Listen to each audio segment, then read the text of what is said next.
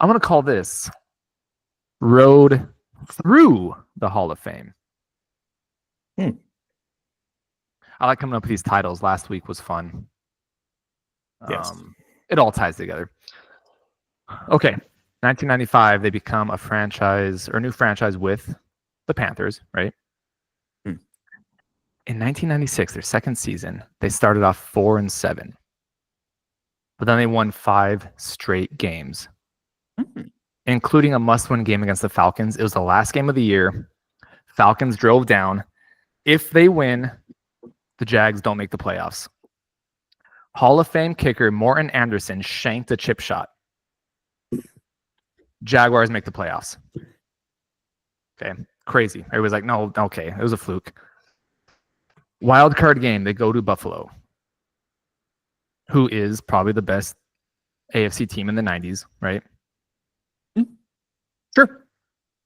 The Jags are an 8.5-point underdog, and they shock the world. Tony Baselli, the Jags' only Hall of Famer, left tackle, shuts down Defensive Player of the Year and Hall of Fame Bruce Smith. That's a name. Doesn't get a single sack, tackle for loss, nothing. Shuts him down. This was also Jim Kelly's, also in the Hall of Fame, last ever game. As well as Hall of Fame coach Marv Levy.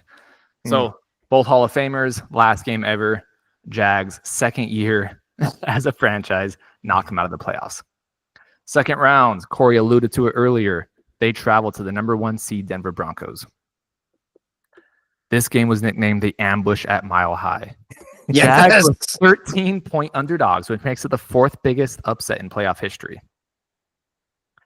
This is against, of course, future Hall of Famer John Elway. Mark Brunell outperforms Elway, throwing for 250 and 2 touchdowns, while Natron means? Yeah. Natron. Okay. I remember him a little bit. He looked like a fullback, I remember. He was a big dude, right? Former Charger, yeah. Yeah. Outperforms Hall of Famer Terrell Davis, rushing for 140 yards and a score. This, my friends, was John Elway's last playoff loss. As the next 2 years, the Broncos go to win back-to-back Super Bowls, and Elway retires at the end of it. Unfortunately, they lose to the Patriots in the AFC Championship, which was Hall of Fame Bill Parcells' last victory as a Patriots head coach. Whoa. It's just Hall of Fame ties left and right. Yeah. And this is the second year the Jags are in existence, by the way. Wow. I remember so much of that whole run. Yeah, watching crazy. it. Yeah. I love how you just were cheering for them. Oh, I watched that. Yeah. I was jumping up and down like it was my team. I remember that Morty Anderson field goal. It was like a 19-yarder, and a lot of people accused him of missing it on purpose so that Jacksonville could get in. Wow. Because he was like the best kicker in the league, and he shanked a 19-yarder, and it wasn't close. Yeah, it was bad. Yeah. Awesome. Put one in the tunnel. Yeah. It's funny because the Panthers and Jaguars, both in their second year, both made the championship game. Yeah. Yeah. Quick work. Yeah. Panthers, unfortunately, as we know, took a turn. Was below average to average for the next 10, 15 years. But the Jaguars stayed hot. Jaguars went 11-5 the next 2 seasons. Okay. And won their first division title, which was the AFC Central in 1998. Okay. Before the realignment. Yeah. Yep. 1999, they finished 14-2. Got the number 1 seed. Their only 2 losses were to the Titans. Okay. 14-2, 2 of those losses, they got swept by the Titans.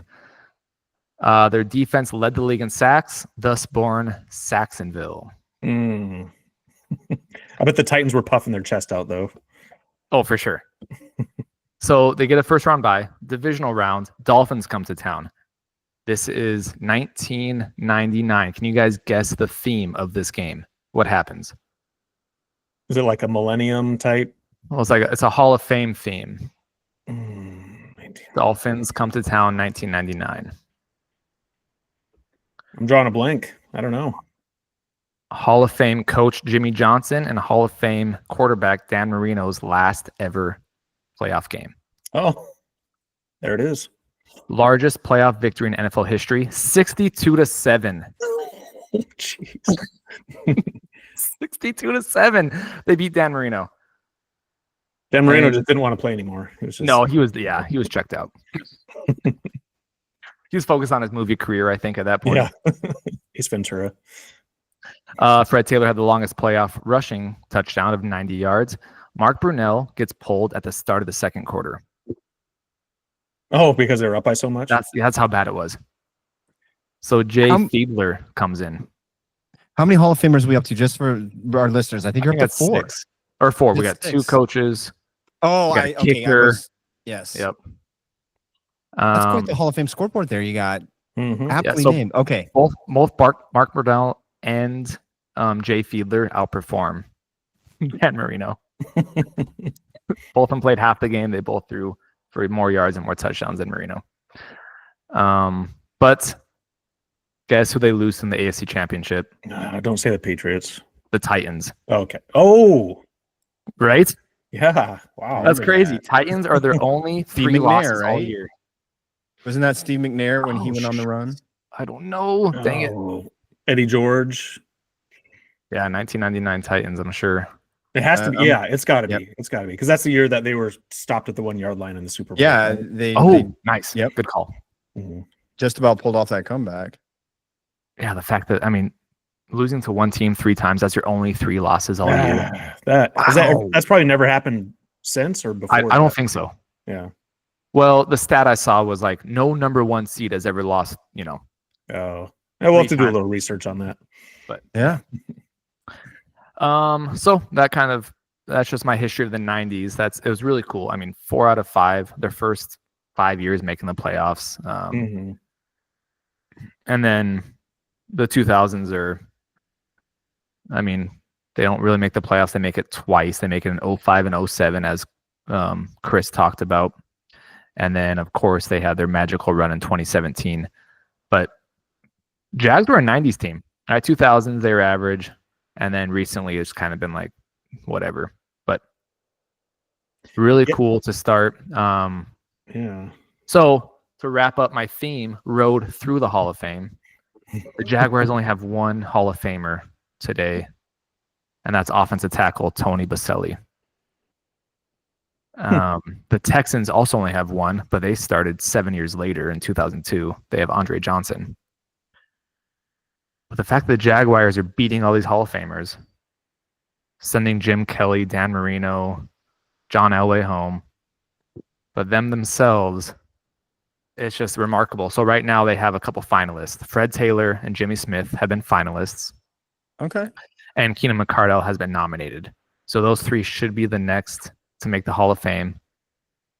Let's get one of those guys in there. Come on. Please. Thank you. Fred Taylor is 17th all-time rushing yards. Jimmy Smith is 27th all-time receiving yards. Sold. Yeah. Dare I say Keenan McCardell and Jimmy Smith are a top 5 or 6 all-time receiver duo? Yeah. You can say that. Thank you. That's the thing that you can say. No, yeah, they were great. I remember they were unstoppable at the time. And they were like longevity too. You go back and look, Smith led the Jags from 96 to 2005 in receiving yards. And Keenan McCardell was right there. They both had excellent careers. Were they both drafted by Jacksonville? I don't remember. Oh, that's a good call. I don't know. That's all right. Some might say Chris and Vinny at Dickinson State was a Jimmy Smith and Keenan McCardell kind of combo. Nice. I think you just did. Yeah. But yeah, that's my little story time. That's my history.